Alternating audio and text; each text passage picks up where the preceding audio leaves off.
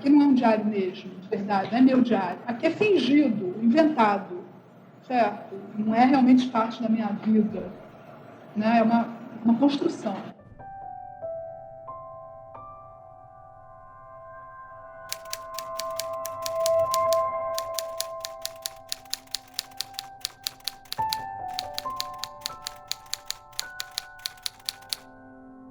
Uma vez eu escrevi que poesia era retirar a pele dos sentimentos para transformá-los em palavra.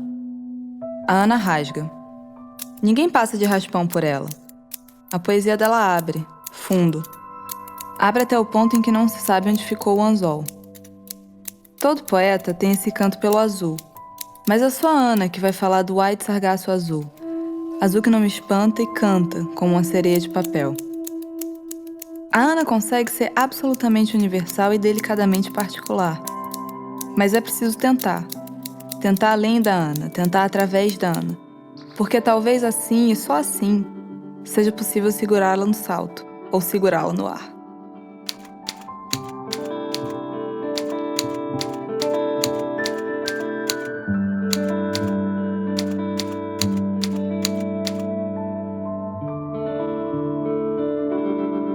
A Ana...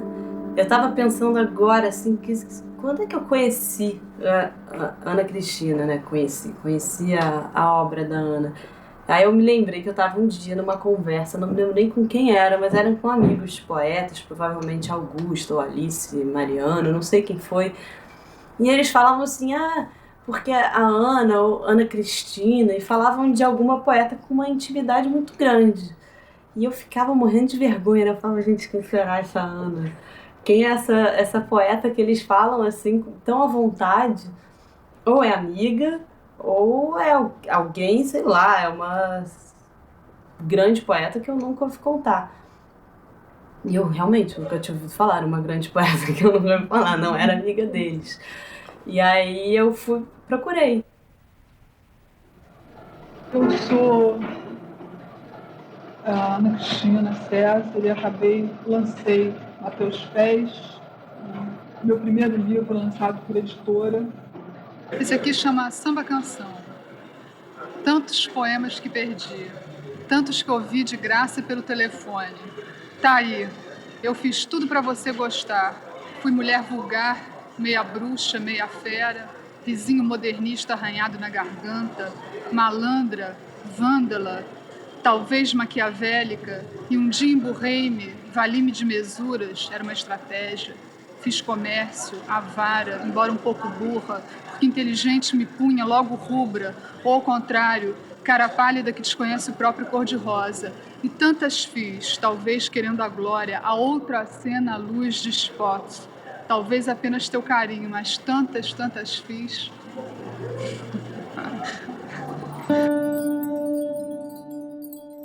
No fim do ano passado, eu descobri essa entrevista da Ana, de 1982, no lançamento do A Teus Pés. Eu mandei um e-mail pro Armando Freitas Filho, o curador da obra dela, perguntando se ele conhecia. E ele me respondeu, claro, esse poema, Samba Canção, a Ana fez pra mim.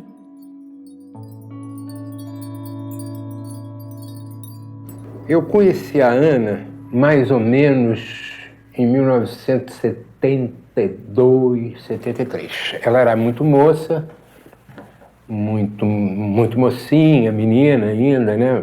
Quer dizer, mas já escrevia, porque escreveu, essa sim, escreveu desde sempre, desde 2 anos. Ela ditava para a mãe o que ela queria, o que devia ser escrito, mesmo antes de, vamos dizer, aprender a escrever. Ela ditava para a mãe e a mãe contava que ela ditava saltando de um lugar para outro, brincando num, vamos dizer, sofá. Ela ficava pulando de um lado para outro, assim, e falava, toma nota aí disso, tá.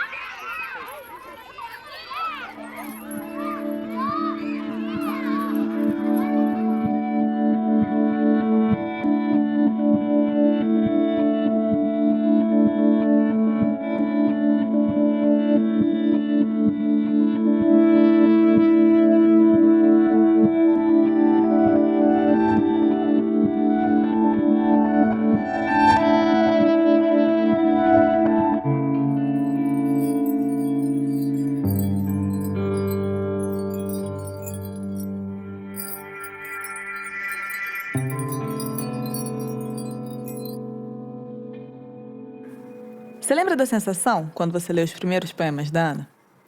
A sensação foi uma sensação de pérola, se é que se pode dizer isso. É você descobrir, como você descobre dentro de uma ostra escura, não é? Uma coisa que brilha e que tem uma luz, compreende assim? Mesmo que hesitante, como a luz que a pérola tem, não é?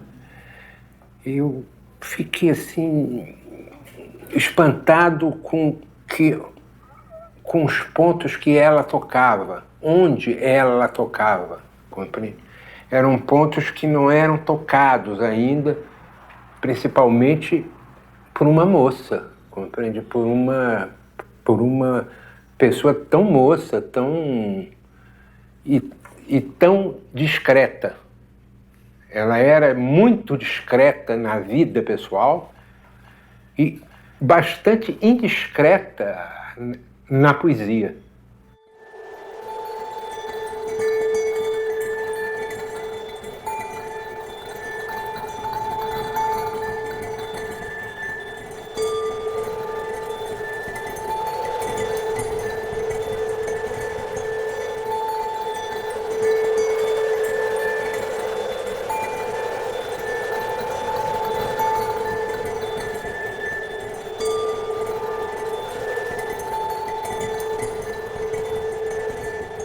Era diário e não era. Era uma coisa meio cifrada, era uma coisa meio fragmentada, mas era poesia. É estranho, porque não tinha nada que identificasse com poesia, porque não tinha rima, não tinha o ritmo de poesia. Era uma anotação, mas era uma anotação que era uma carga poética muito grande. Tinha uma condensação em palavras muito grande. Então eu fiquei muito fascinada com aquilo, sabe, com essa liberdade e ao mesmo tempo com essa densidade. E depois ela arrasta mesmo, a Ana Cristina arrasta, porque você quer mais, né?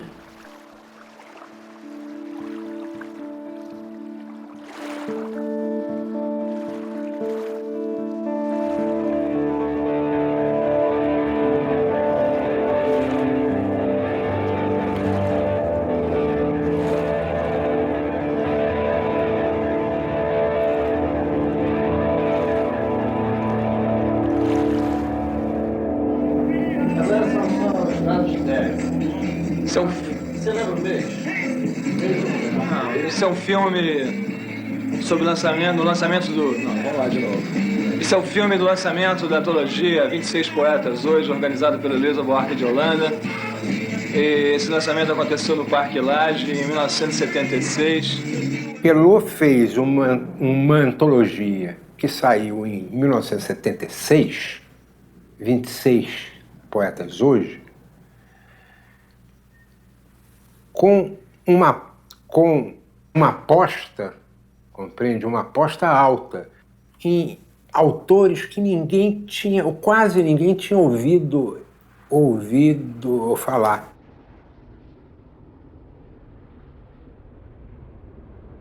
Olha, eu conheci a Ana da melhor forma possível, pelo texto dela. Eu não conhecia ela e eu estava organizando os 26 Poetas Hoje. Aí minha amiga Clara Alvim, ela me indicou o nome da Ana Cristina, que era aluna dela na PUC. Aí eu fui ler o texto dela e achei muito bom. Então, marquei de conhecer ela e foi num daqueles encontros políticos no Teatro Casagrande. E aí a Clara nos apresentou e ela saiu correndo. Ela deu um bom dia e saiu correndo. Ficou vermelha e saiu correndo. Então eu só fui encontrar ela um tempo depois. Ela ficou em pânico. É engraçado ela ter tido esse pânico, né? Eu fiquei perplexo olhando aquela pessoa sair correndo. É sempre mais difícil ancorar um navio no espaço.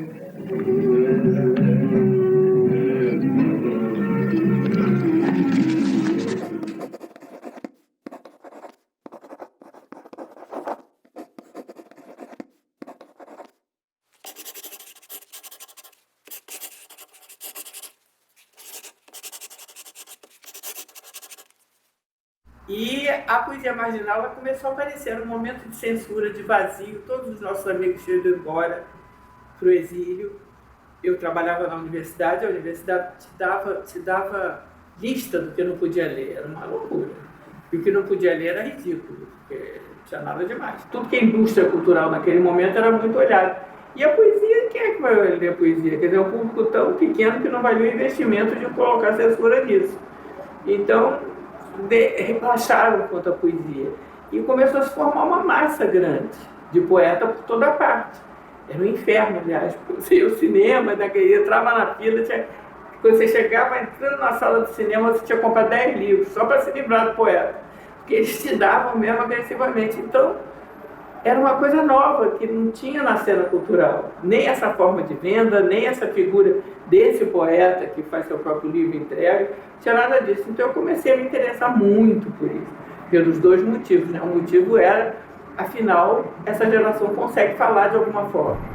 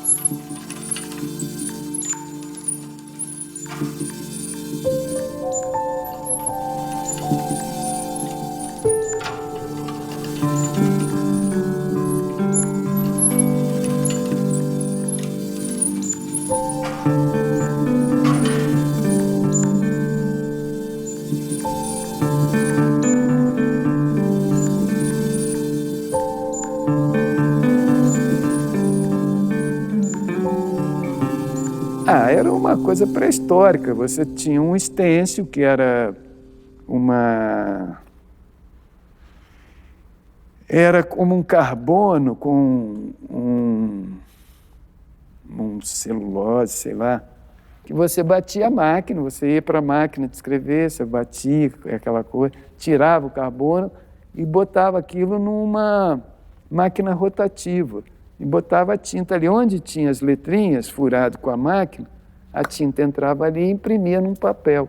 A gente escrevia o livro em mimeógrafo, eram 100 cópias em mimeógrafo, mas a coisa acontecia, porque não tinha outra coisa acontecendo. Ai, ai, ai, ai, ai, ai, pra mim também. Se meu Édipo falasse, eu diria até logo e pegaria um táxi.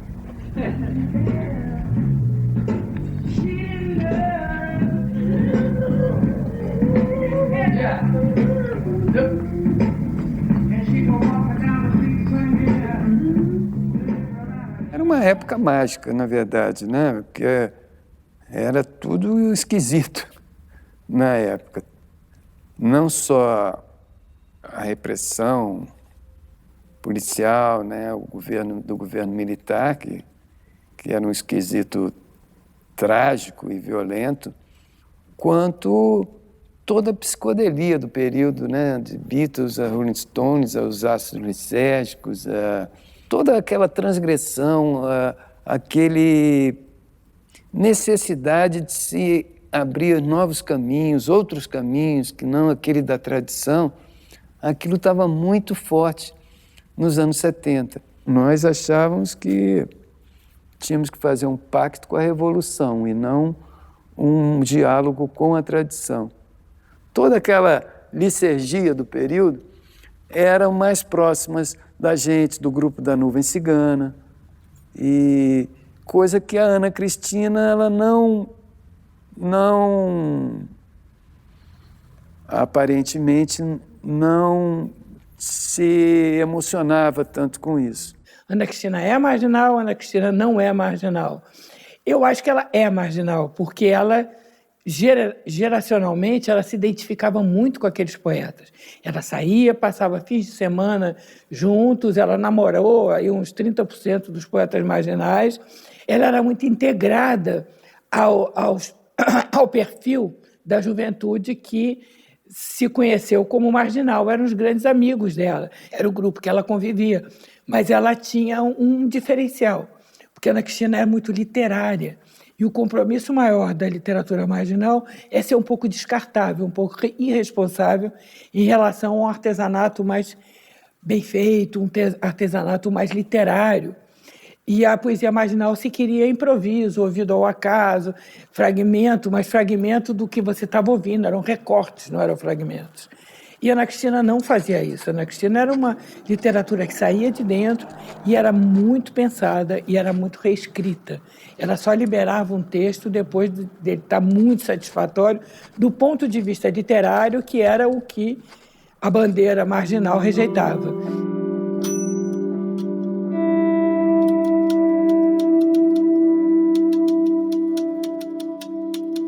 É difícil dizer, porque eu não sou um grande leitor da Ana Cristina César, eu tenho que confessar isso.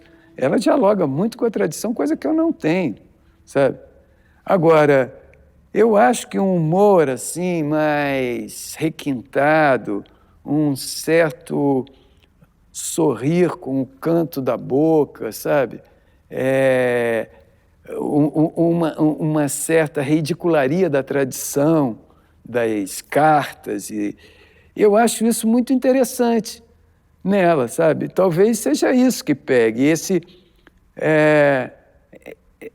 esse humor dela, de certa forma, em brincar com a tradição, ou ironizar a tradição, e uma beleza profunda de poemas que são extraordinários.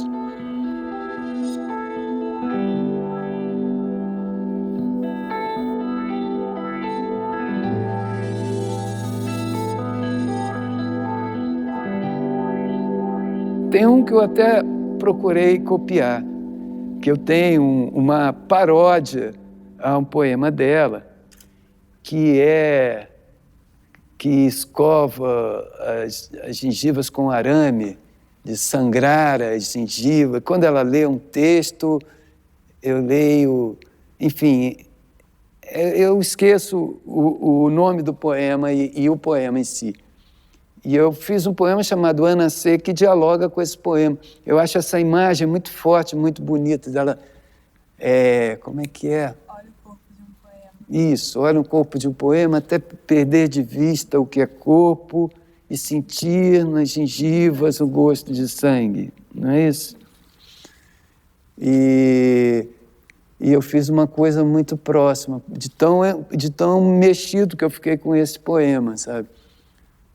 Que olha um poema até perder de vista o que é noite, vírgula, eu ou você. Até restar apenas você. O você, né?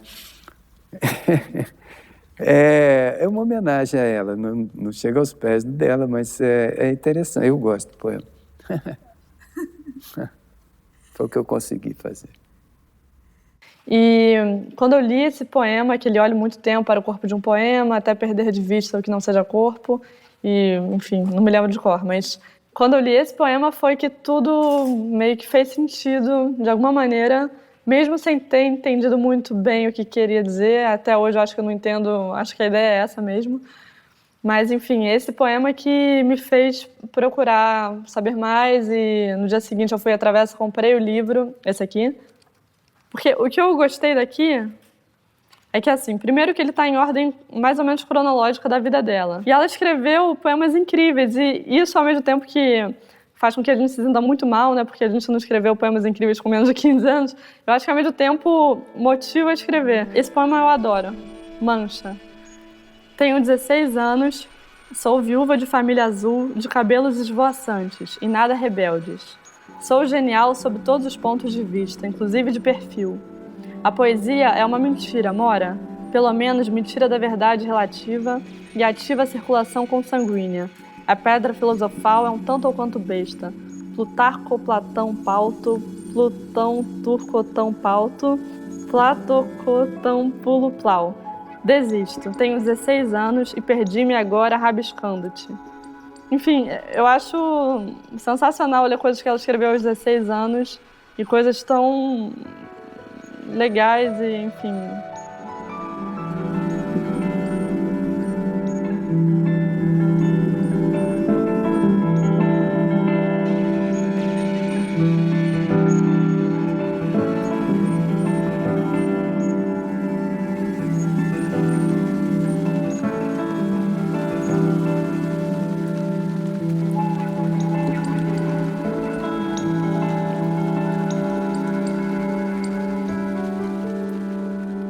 E esse livro daqui é legal porque é um livro didático mesmo. Acho que parece até que foi feito para o meu primeiro contato mesmo. Porque tem uma espécie de glossário que diz, quase destrincha todo o poema. É que a poesia é uma mentira. Mora é percebe, entende.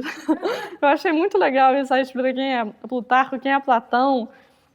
Esse livro foi fundamental, assim, até para essas coisas mais didáticas do português, até para explicar coisas da poesia dela. Tem o que ela diz? Como é que era? Com você eu sou lago, montanha, uma coisa assim. E aí explica que Lago, Montanha, na verdade, é o livro do Chico Alvim. Aqui, achei. Sem você, bem que sou lago, montanha. Penso num homem chamado Herberto, me deito a fumar debaixo da janela, respiro com vertigem, rolo no colchão. E sem bravata, coração, aumenta o preço. Aí tem aqui a nota. Lago Montanha é o título de um livro do poeta brasileiro Francisco Alvim.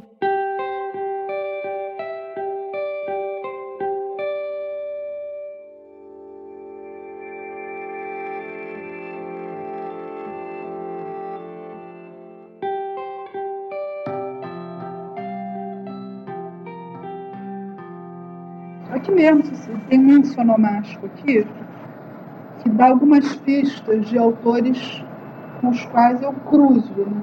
Até às vezes eu copio, cito descaradamente. Olha, todo autor de literatura faz isso, só que uns dizem, outros não dizem.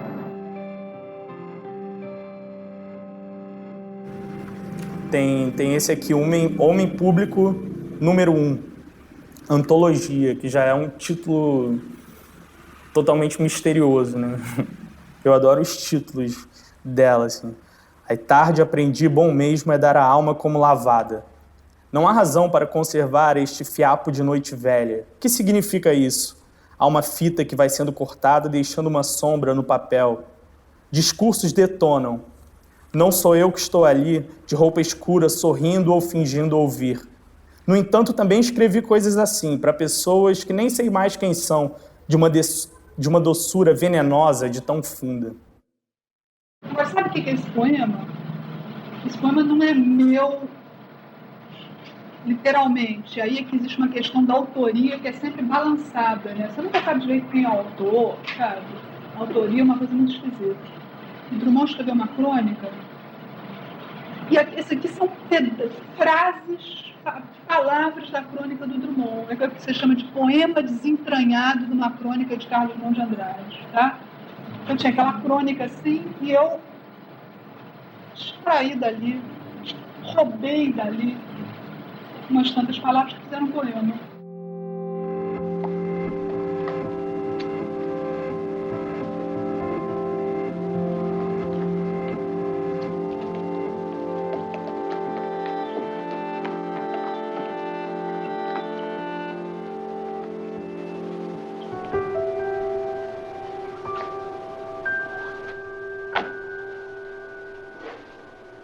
Tem algum poema seu que você acha que tem uma referência direta dela? Que você Tem. Tem um que o título era... E agora? Eu acho que o título era Inéditos e Dispersos. Era o mesmo título do livro dela. Do livro que foi ela que fez. Mas tem. Eu fiz e aí o editor, o Jorge, ele sugeriu. Ele falou, você não acha que tem que tirar? Tá uma referência muito direta e tal. Ele tem toda a razão, porque acaba que direciona muito a leitura do poema. É esse aqui. Ó, tem uma referência direta. Tem um verso dela aqui. Mas tá entre aspas. Eu sou idiota, devia estar com medo. Eu deveria... Deveria ter colocado sem aspa nenhuma, mas eu coloquei com. Chama Dispersa. Vejo-a como um talvez céu de estrelas dispersas e rasto. Estreia de uma noite nova que estica a latitude do remédio ao riso. Poesia sem arreios que passa rasgando, ciente do que é último, do que é útil ao poema. Sua marca na fotografia é sempre uma outra, rosto imperscrutável, do infinito em luz que a mim se misturava.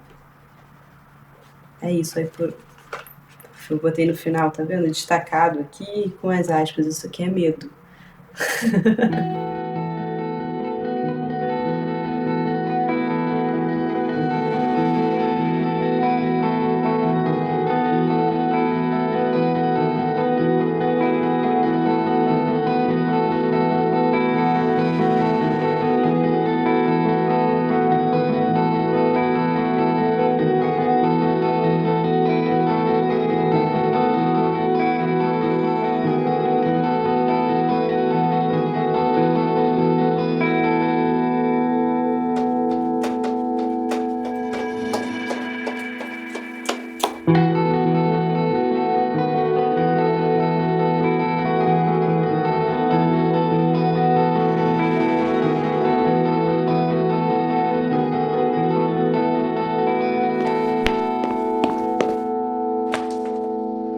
Tem também, como é que é? Parece que existe uma saída, parece que existe uma saída exatamente aqui, onde eu pensava que todos os caminhos terminavam. Aqui. Uma saída de vida. Em pequenos passos, apesar da batucada. Parece querer deixar rastros. Parece querer deixar. Agora que você chegou, eu não preciso mais me roubar. E a minha pesquisa começou, alguma coisa no texto gerava uma tensão que poderia ser revelada em movimento. E eu acho que esse era a base do trabalho, essa era a base do trabalho. Qual é a forma de revelar o que o texto trazia em movimento? E aí eu acho que a gente também foi desdobrando, foi entrando na obra, mas assim, durante o processo, né, de ensaio.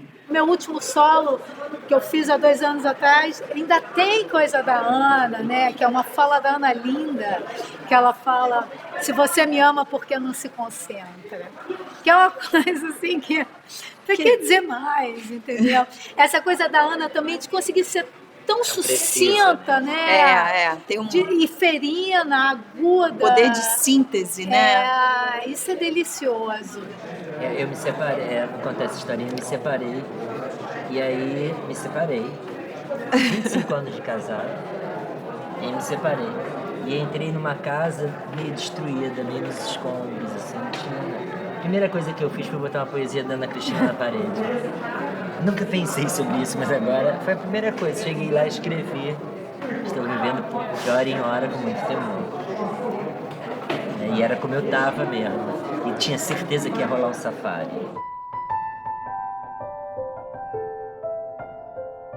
Da última vez que eu fui na casa da Heloísa, ela me puxou num canto e me deu esse livrinho e me disse bem assim: se você quiser entender a Ana, você tem que ler o Correspondência Completa.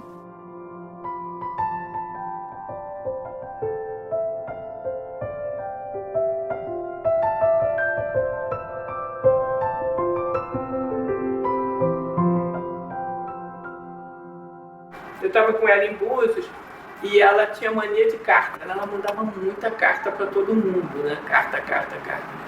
Aí eu disse, ela, vamos fazer um livro. É sempre a mesma coisa, sai de uma mentira.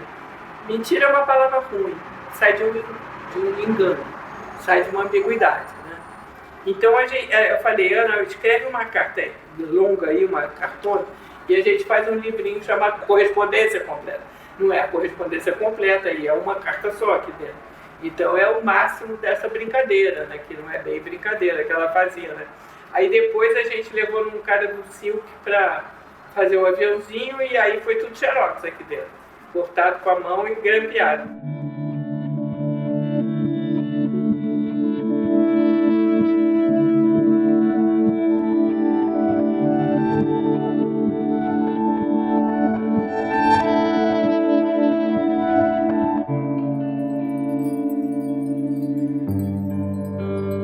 aqui, eu acho que pela primeira vez, ele começa na segunda edição, esse livro.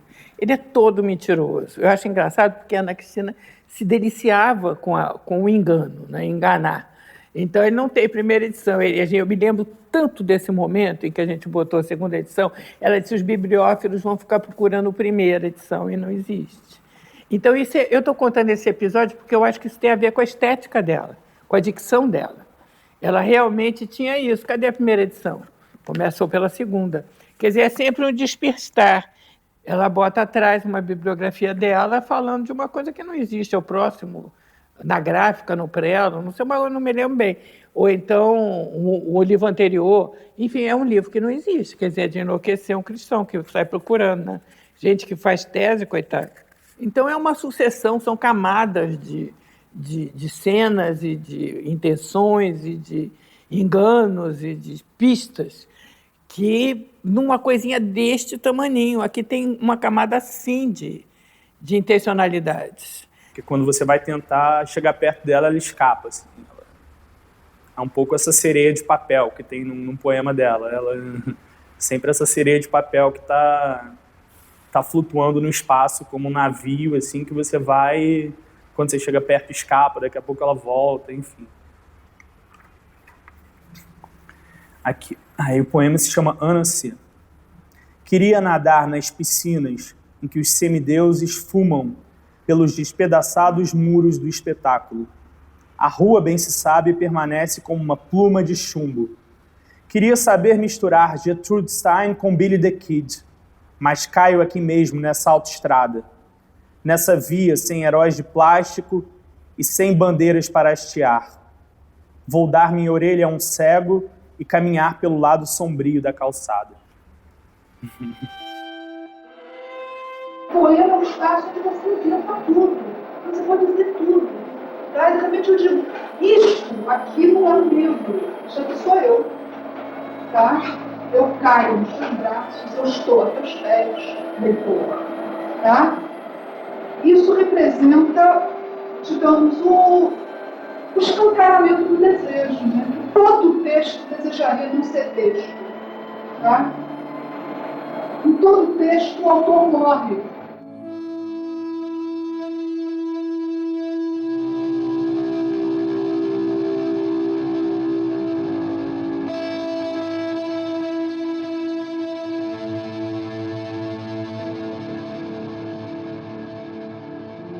Você, quando está escrevendo, o impulso, basicamente, de você escrever é mobilizar alguém, tá?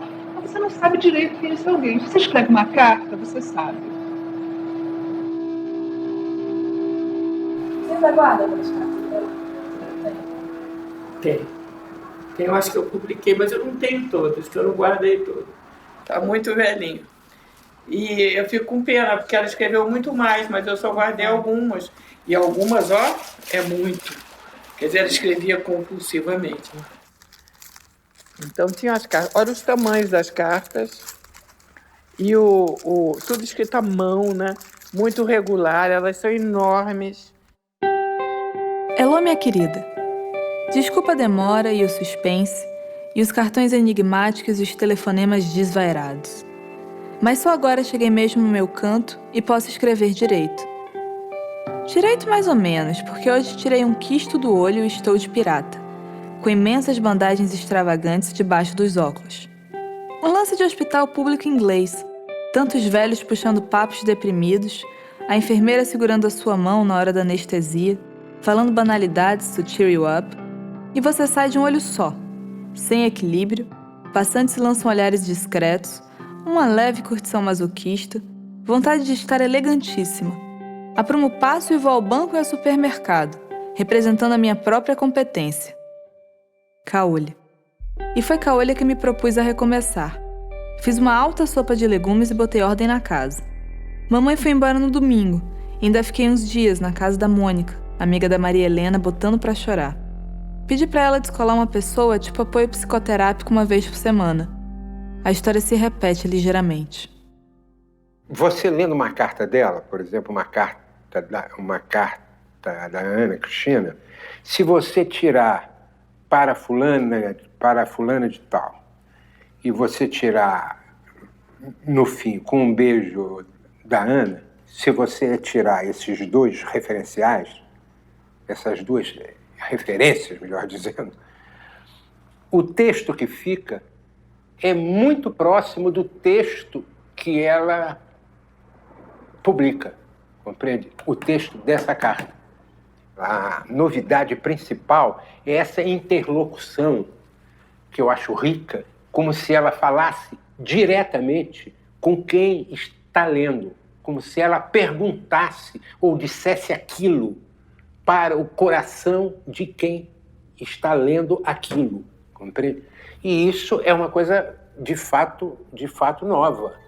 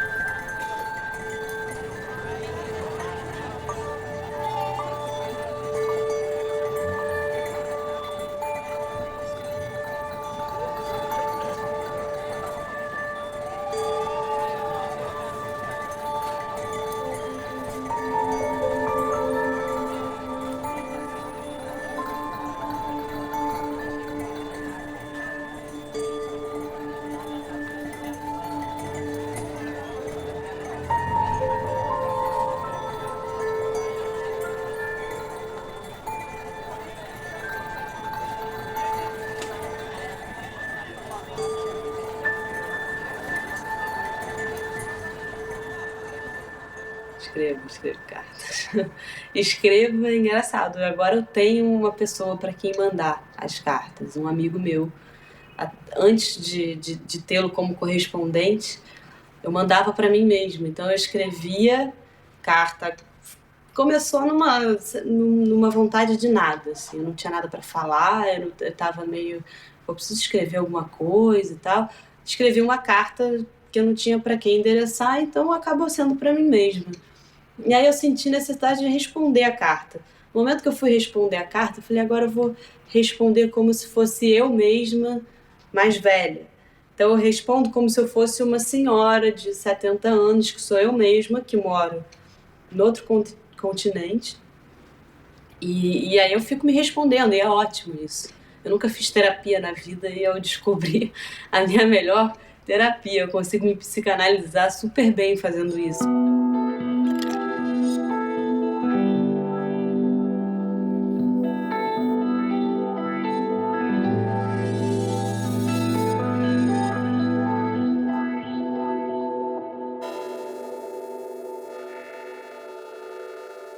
Se for continuar, vai ter uma hora que a outra vai morrer, né? Porque se ela já tem uns 70 e poucos, vai ter uma hora que ela não tem jeito, eu vou ter que me matar, né? Então. Na vivência pessoal de todo mundo, diário e correspondência, diário e carta, é o tipo de escrita mais imediata e mais primeiro que a gente tem. Existe muito aquela expressão, né? Querido diário. Por que você está no diário? Você está também de olho no interlocutor. Você escreve um diário exatamente porque não tem um confidente. Está substituindo um confidente teu.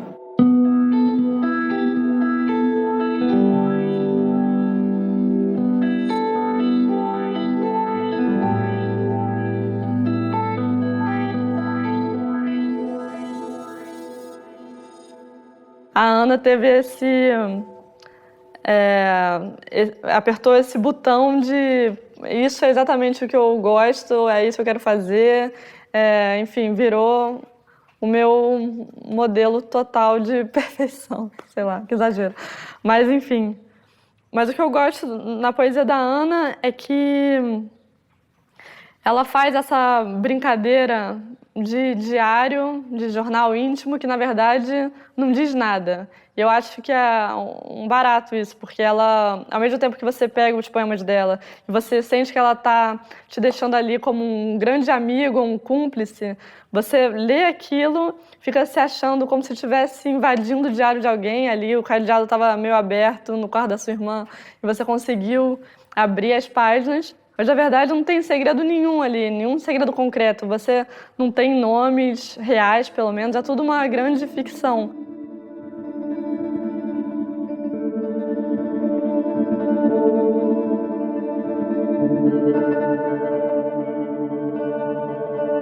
Quando eu tinha 15 ou 16, eu fiz um intercâmbio para Nova Zelândia.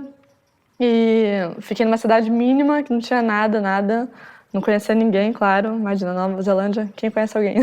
Mas quando eu fui para Nova Zelândia, eu fiz esse caderno, que era mais livre para escrever poesia mesmo, e esse daqui, que era o diário mesmo. Aí eu coloquei a passagem, era tudo bem diário de menina, né? Só faltava o cadeado. Mas enfim, aí eu colocava dia tal, quarto dia. Eu acho que isso daqui não fiz por causa da Ana, mas eu acho que foi um ponto em comum que eu encontrei, e foi isso que me maravilhou tanto nela, né? De, na verdade, ter esse diário que não me dizia nada, mas ao mesmo tempo eu achava que entendia tudo do que ela estava falando. Carpete Marrom. Eu escrevi em 2004, em Orio, essa cidade muito pequena na Nova Zelândia. Não é poema, é em prosa. Tomo chá de gengibre e limão com uma colher de mel. Mordisco uns biscoitos amolecidos pelo tempo e lambo as pontas dos dedos, sugando os restos de açúcar. Meu bem, já não sei o que dizer. Abri o envelope e devorei a sua letrinha miúda contando as imundícies da adolescência e reprovei em tom de mãe. Isso não. Você me conta as velhas novidades com muita energia. E quando tirei o papel... Desculpa. Você me conta... É difícil ler esse, hein? Mas tudo bem. Você me conta as velhas novidades com muita energia. E quando tirei os olhos do papel, me espantei em não estar aí, juntinho. Os meus pés estão cruzados do outro lado da cama. Teimam em tremer esses dois. E quando a gente escutava música, as risadas saíam agudas e os olhos cintilavam, enormes, feitos de jabuticaba. Já aqui é pacato toda a vida. 9 da noite não se ouve o telefone tocar e a lua enxerga lá de cima. Antes de entrar no avião, ouvi muito conselho de que céu e mar diminuem saudades, já que existem em qualquer parte do mundo. Mas eu não concordo. Céu é céu, mar é mar e saudade é tudo, até coisa que não se vê. Só que eu sou forte que nem onça e fechei os olhos com muita vontade para que ninguém me visse chorar. Já sou gente grande para me derramar em tico-tico na frente dos outros. Agora preciso ter segredos. Não é assim que se faz quando cresce? Pois tem dias que fico bastante quieta, observando com sentido de bicho, e a cabeça chega a machucar de tanta ideia que cutuca. Sabe, essa cama está uma bagunça, com dias espalhados e gostos trocados, porque o calendário desse povo é muito doido. Você já imaginou que eu estou na noite da sua manhã? Enfim, não é muito bom, mas era lendo Ana Cristina César com 16 anos, no outro lado do mundo.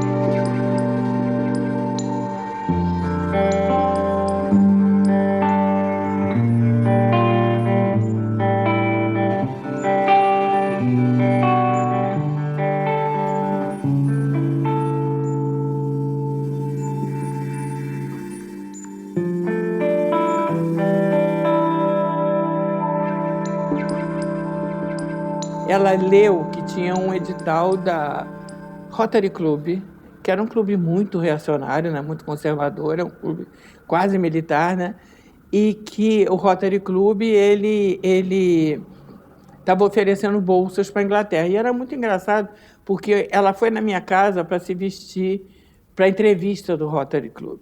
Então, eu não sabia, aí fica tão claro, ela não sabia que roupa que ela botava, de menininha, de fatal, de senhora, de tímida, de distinta, de cafajeste. Então, essa conversação sobre o vestido, durou horas e horas e horas. Então, a coisa mais importante do mundo naquele minuto é qual era a personagem que ela ia montar para os rotarianos, né? E aí, eu não me lembro bem como é que ela foi, mas eu sei que os rotarianos deram a bolsa para ela. Em Londres, perdida, só num restaurante. Estavam tocando música qualquer, e de repente tocaram música brasileira e ninguém soube.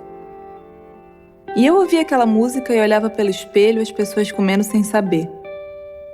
Ela sem saber da música que era brasileira, do meu cansaço oculto pelas pálpebras, baixando sob a terra e nem solavancos nem risos interrompiam o meu cansaço tão abstrato. O meu coração da esquerda se engalfou com o meu coração da direita, e eu gritei no restaurante: onde estão? Ninguém sabe. Estava quente, abafado, pesado e seco. E eu precisando dormir. Mais uma vez, o coração não bate. Mas não é por preguiça, não.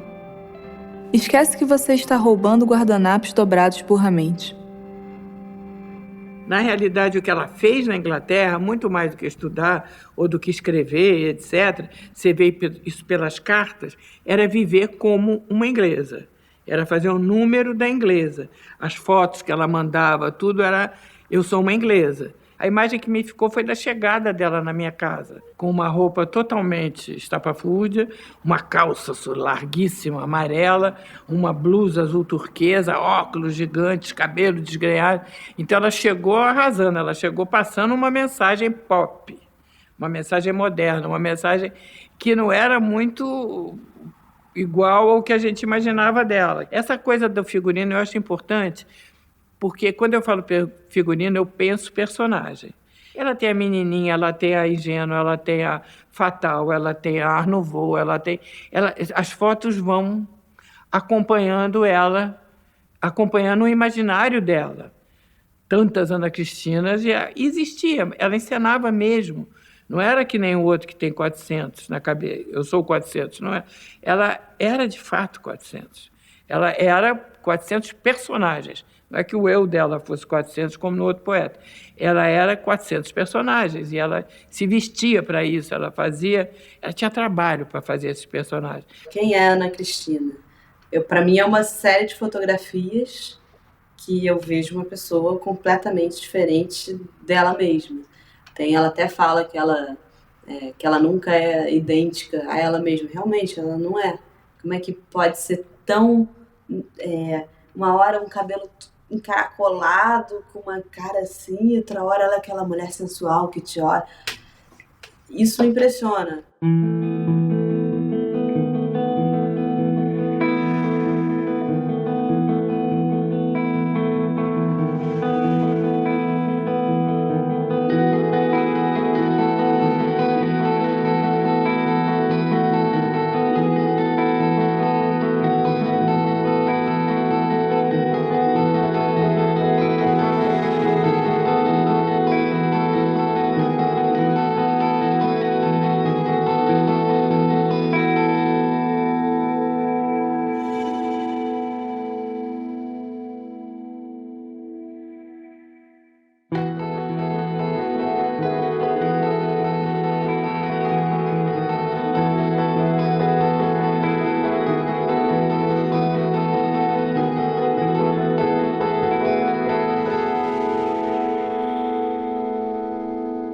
Eu acho que ela criou esse mito e eu acho que é inevitável que as pessoas não separem muito essa figura enigmática que ninguém consegue muito desvendar com os poemas que também ninguém consegue desvendar.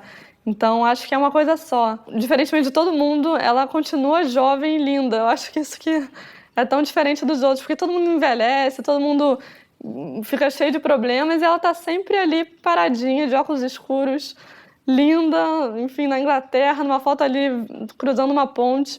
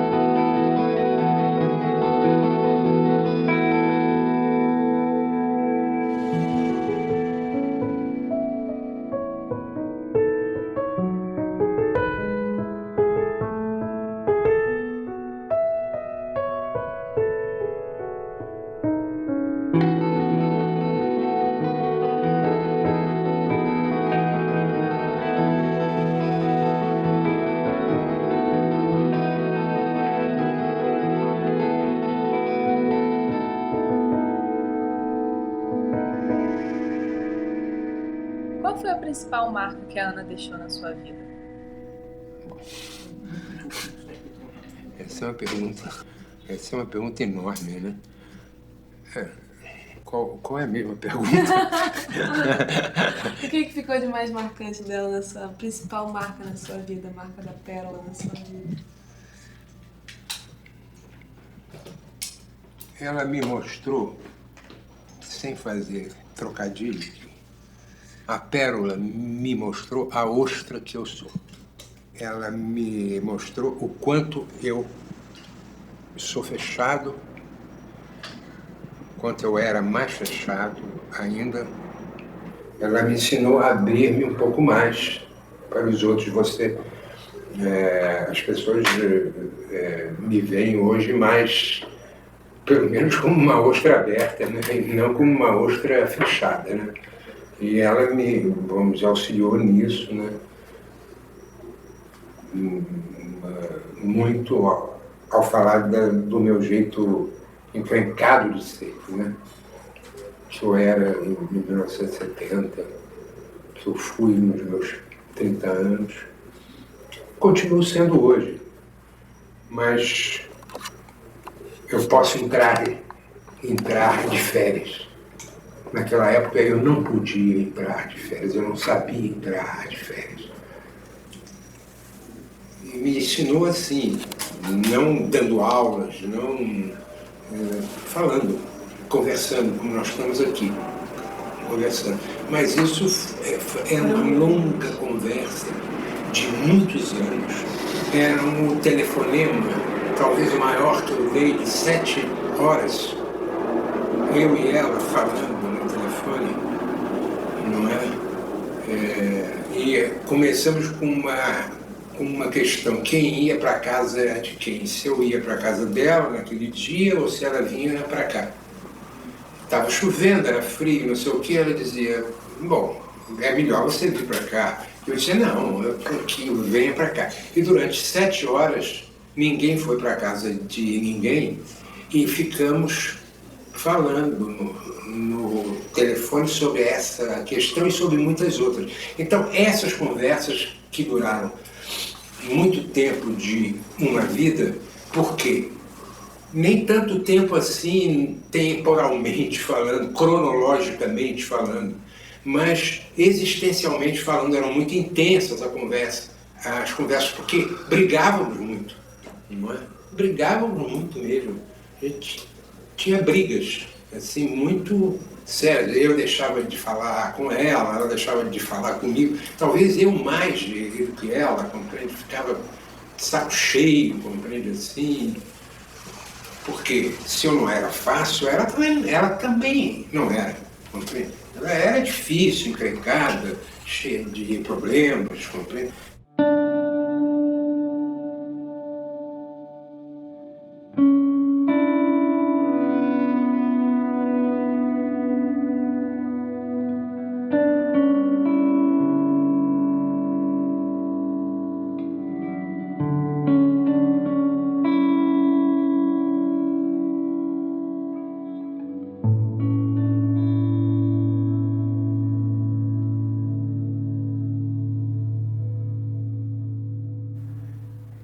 Para mim, a presença dela foi vital e até hoje ela está comigo. Né?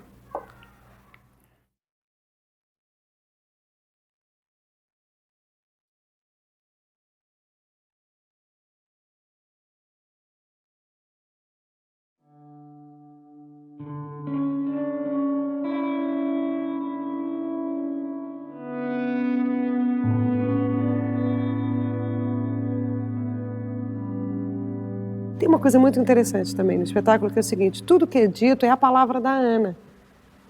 Tanto a poesia quanto a prosa. Tudo que eu falo é a dela.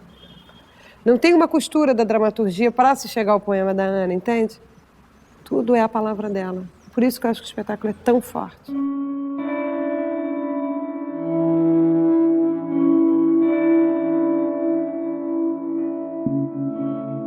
É sempre mais difícil ancorar um navio no espaço, né? Até chegar a esse título, vocês pensaram em outro? Não. A gente não pensava em nada. A gente ficou batendo cabeça um tempão, falando, meu Deus, como é que a gente vai chamar? Porque essa coisa, né, é sempre mais difícil ancorar um navio no espaço.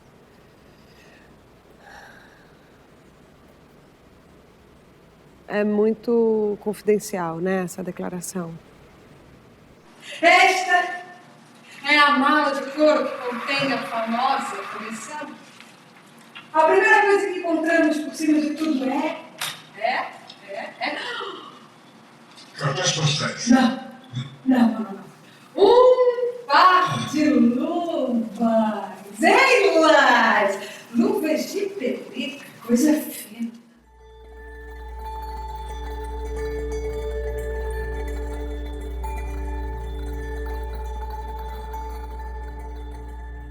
Sempre, quando você escreve, tem sempre uma história que não pode ser contada, entende? Que é basicamente a história da nossa intimidade, a nossa história pessoal. Essa história, ela não consegue ser contada. Se você conseguir contar a tua história pessoal e virar literatura, não é mais a tua história pessoal, já mudou. O que é isso de literatura? Que texto maluco é esse? Tá? Que conta e ao mesmo tempo não conta. Quanto mais você se aproximava dela, mesmo nos teus pés, mais distante você ficava. Ela te enganava sempre, né? O amigo do filho me disse: cuidado com a Ana Cristina, quando você lê, porque ela mente muito, né? É mentira do ponto de vista fotográfico, assim, né? Da filosofia do aparente, né?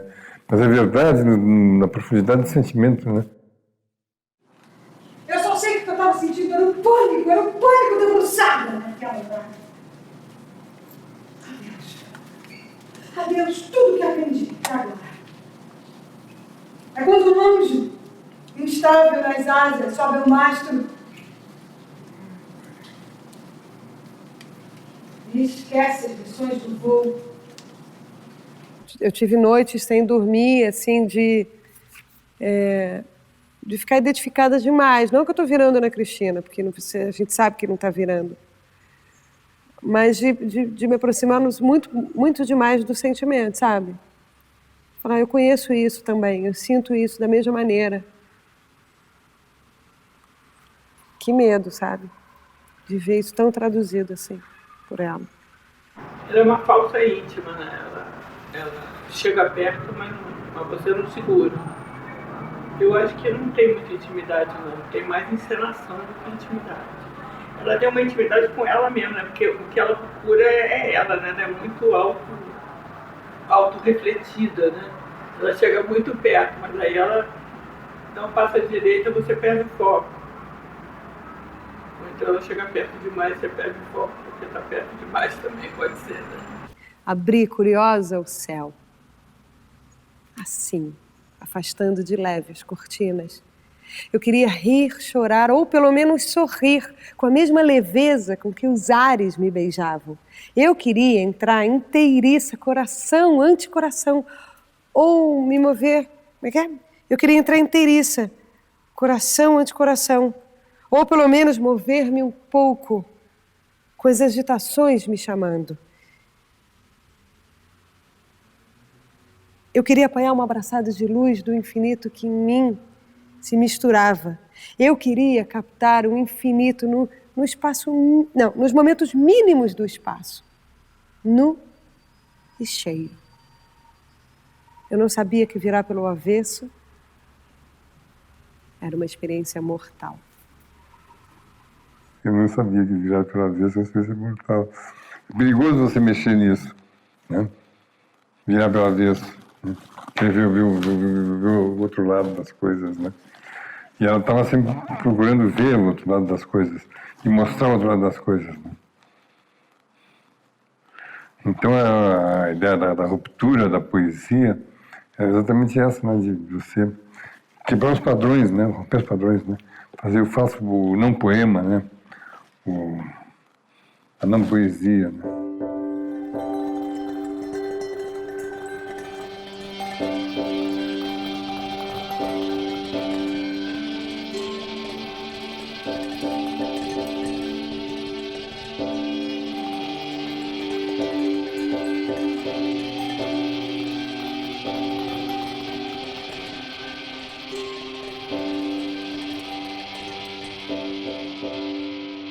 Ela foi chamada para falar na PUC, e aí houve uma pergunta na PUC dos alunos, dizendo: mas por que você escreve essas coisas assim tão cruas? Por que você não escreve sobre nuvens, céu, como uma mulher deve escrever, compreende? Isso, um aluno, hein? Por que você... você não escreve como Cecília Meirelles, sobre estrelas, sobre... Aí a Ana respondeu assim: mas Cecília Meirelles é homem. Quer dizer, ela respondeu, ela teve esse, vamos dizer, achado espetacular, compreende? Porque ela mostrou que a poesia que Cecília fazia, para ela, naquela época, soava como uma poesia que tinha, vamos dizer, o comportamento masculino.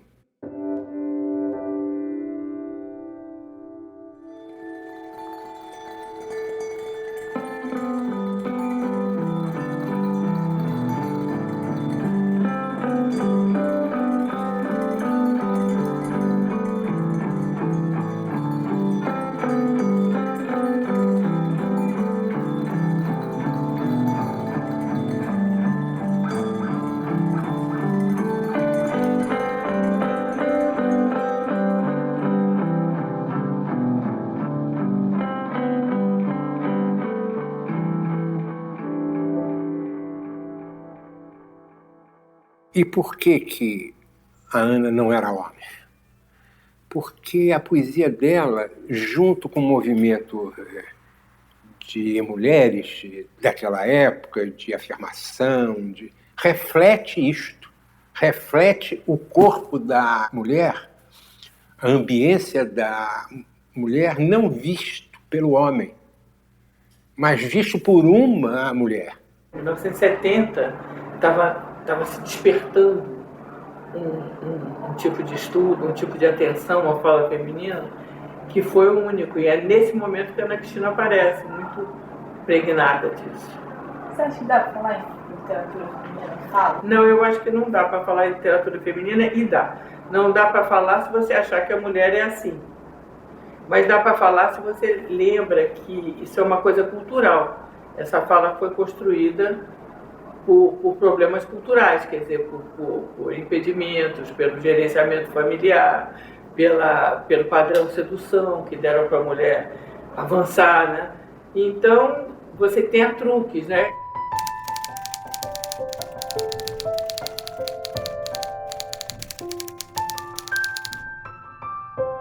Mulher não é igual a homem, não. É diferente. Da essência humana é a mesma, né? Mas a prática, a relação com a vida, assim, né? É diferente. Não, meu Deus. O homem é mais simplificado, né? tem menos peças no corpo, é mais muscular. Né? O homem é história cultural, né? A mulher é a natureza. A mulher é um bicho indomável, né? A mulher usa subterfúgios, assim, para sobreviver, né? Pergunta aqui se sou louca. Quem poderá dizer? Quem poderá dizer? Pergunto mais, sou eu, ainda mais se sou sã, que uso o viés para amar e fingir que finjo, adorar o fingimento, fingindo que sou fingida. É muito da gente.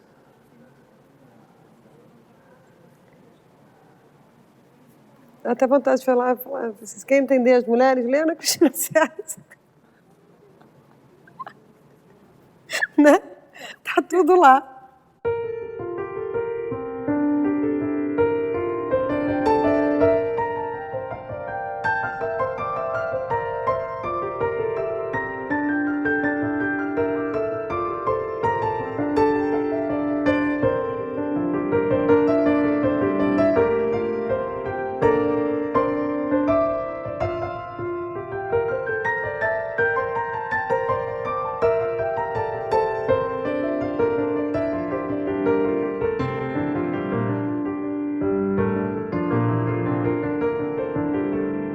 Ela sempre está falando com o interlocutor que não existe.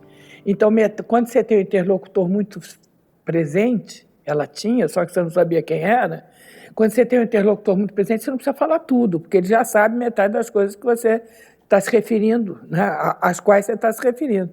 Então, você quando fala com sua irmã, com sua amicíssima, você não precisa explicar cada coisa entre vírgulas. Então, ela guardava metade, porque esse interlocutor tinha informações. Só que o leitor não tem essas informações, e esse interlocutor nunca existiu. Então é uma relação de esconde-esconde, de falar só um pouco, de omitir algumas coisas, de espelho, né? Ela falava com ela mesma muitas vezes, era uma relação muito especular. E então você tem isso atrai muito, porque você fica se sentindo ávida por mais informação, por pegar aquela criatura, né? Segurar, entender aquela pessoa. Então, eu acho que isso atraiu muito. E depois também a figura dela, que era muito linda, que estava encaixada no marginal sem ser marginal, e que se matou, né?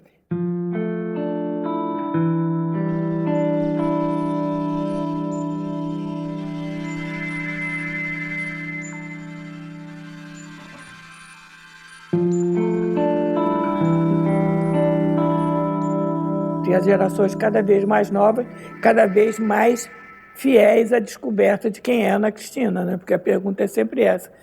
É engraçado que quando tem muita gente que me entrevista para a tese. É raro falar da estética dela. As pessoas querem saber quem foi ela.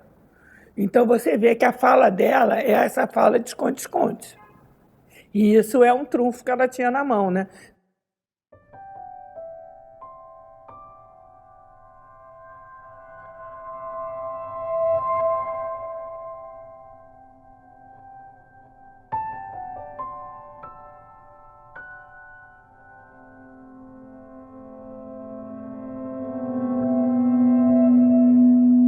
Ana, mulher é mesmo um bicho indomável?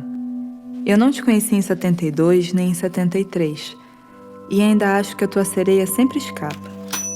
Mas guardo todas as cartas que um dia te escrevi. Se de tudo que foi dito restaram apenas as tuas palavras, e por isso o espetáculo é tão forte, eu desisto das fluências e dos truques. E aqui termina o meu safari.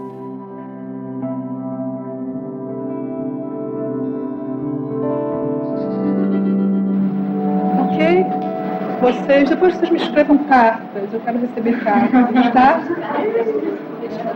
Vocês me escrevam cartas, o que vocês acharam? Prezada autora.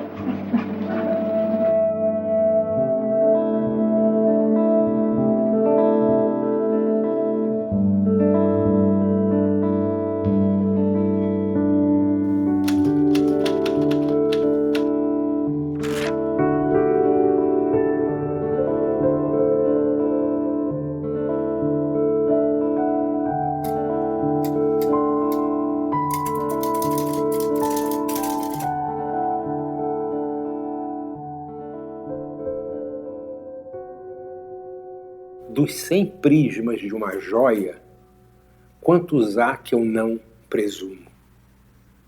Este verso é a epígrafe da poesia da Ana e da pessoa da Ana Cristina César.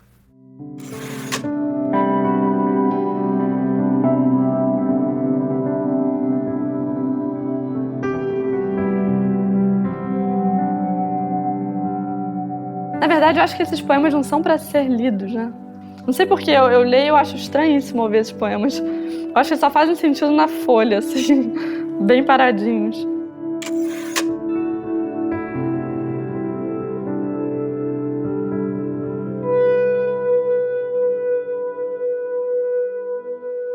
É impossível viver sem poesia, porque sem poesia a vida fica muito tosca, muito chula, muito bronca.